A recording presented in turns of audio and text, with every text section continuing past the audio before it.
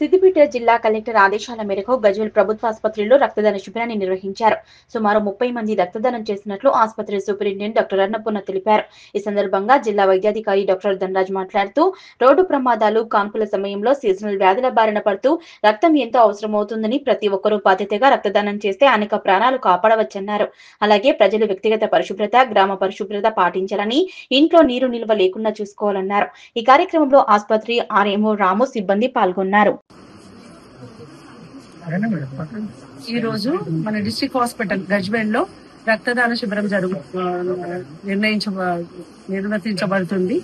So దీనికి మూలంగా మనకు అందరూ ఆల్మోస్ట్ కాలేజీ పిల్లలు కానీ, డిగ్రీ కాలేజ్ పిల్లలు, మళ్ళా సెల్ఫ్ డోనార్స్ గానీ ముందుకొచ్చి ఆల్మోస్ట్ మాకు ఒక 50 మెంబర్స్ దాకా రిజిస్ట్రేషన్ చేసుకున్నారు.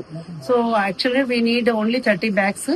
ఈ ప్రోగ్రామ్ అంతా కలెక్టర్ గారు ఆదేశం మేరంగా మేము జరుపుతున్నాము. Blood donation camps due to this dengue season వల్ల ఈ ప్లేట్లెట్లు అవి ఇవి ఇబ్బంది అవ్వడం వల్ల దీనివల్ల మనం కలెక్ట్ చేసుకుని స్క్రీన్ చేసి అవసరం ఉన్న వాళ్లకు ఇచ్చేయొచ్చు అనే ఉద్దేశంతో మేడం గారు ఆదేశించారు. So we are conducting for that purpose. ఏదైతే రక్తదానం ఉన్నదో రక్తదానం అనేది చాలా గొప్ప దానము. దీనివల్ల మనము ఎదుటి మనిషి ప్రాణాలు కాపాడే ఇది ఉంటది. ఈ రోజు ఎంతమంది అయితే రక్తదానాలు చేశారో వాళ్ళందరికీ నా హృదయపూర్వక కృతజ్ఞతలు. Thank you very much. గారి ఆదేశాల మేరకి మనము జిల్లాలో రక్తదాన శిబిరాలు ఏర్పాటు చేస్తున్నాము.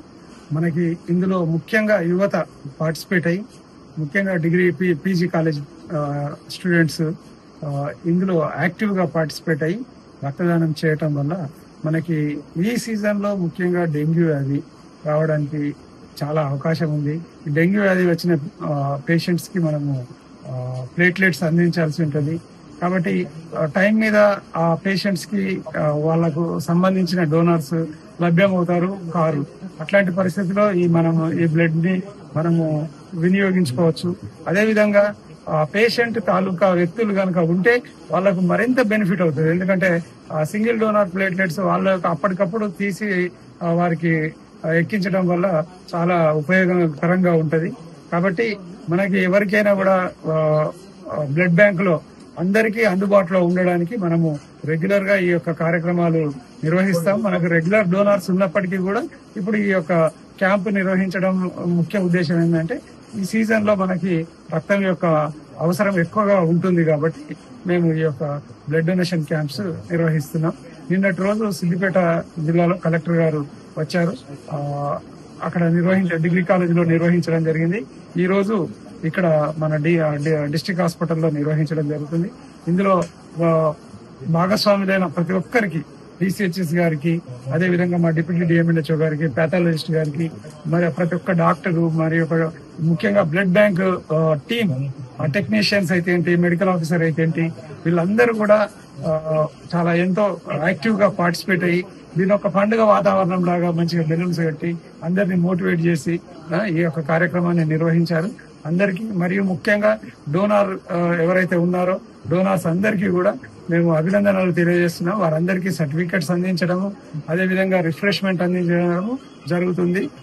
కాబట్టి ఇలా రెగ్యులర్ ఫ్రీక్వెంట్ ఇంటర్వెల్స్ లో ఇవ్వటం వల్ల మనకి కొత్త రక్తం తయారవుతుంది. ముఖ్యంగా యువత రక్తాన్ని దానం చేయటం వల్ల మనకి ఎంతో సమాజానికి ఎంతో ఉపయోగకరంగా ఉంటుంది. కాబట్టి అందరూ ముందు ఈ కార్యక్రమాల్లో భాగస్వాములు కావాలని కోరుకుంటూ ముగిస్తాం. ముఖ్యంగా మనకి సీజనల్ వ్యాధులకు సంబంధించి వస్తే మనకి మన ఆరోగ్యం మన చేతల్లో ఉంది. ప్రజల యొక్క భాగస్వామ్యం అనేది ప్రధానమైంది.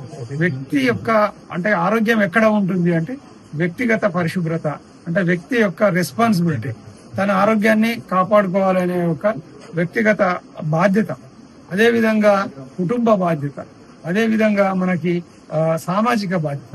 ఇలా వ్యక్తిగత స్థాయిలో, కుటుంబ స్థాయిలో మనం నివసిస్తున్న కమ్యూనిటీ ఏదైతే ఉందో అక్కడ సామాజిక బాధ్యతతోటి మన ఇంటి పరిసరాలు, మన వ్యక్తిగతంగా ఇల్లు శుభ్రంగా ఉంచుకోవటం ద్వారా మనము దోమలను నివారించవచ్చు. ముఖ్యంగా దోమలు ఈ వర్షాకాలం సీజన్ లో బ్రీడింగ్ ప్లేసెస్ లో మన ఖాళీ పాత్రల్లో గుడ్లు పెడతాయి. అక్కడే వృద్ధి చెందుతాయి. కాబట్టి అది జరగకుండా చూసుకోవాలి. నో బ్రీడ్ నో బ్లీడ్ అని మేము చెప్తున్నాము. మనం దీనికి సంబంధించి కలెక్టర్ గారి ఆదేశాల మేరకి పాంప్లెట్స్ కూడా ఇంటింటికి ప్రతి ఒక్కరికి కరపత్రం పోయేటట్టుగా మేము కరపత్రాలు ముద్రించాము, ప్రతి ఇంటికి చేరవేశాము.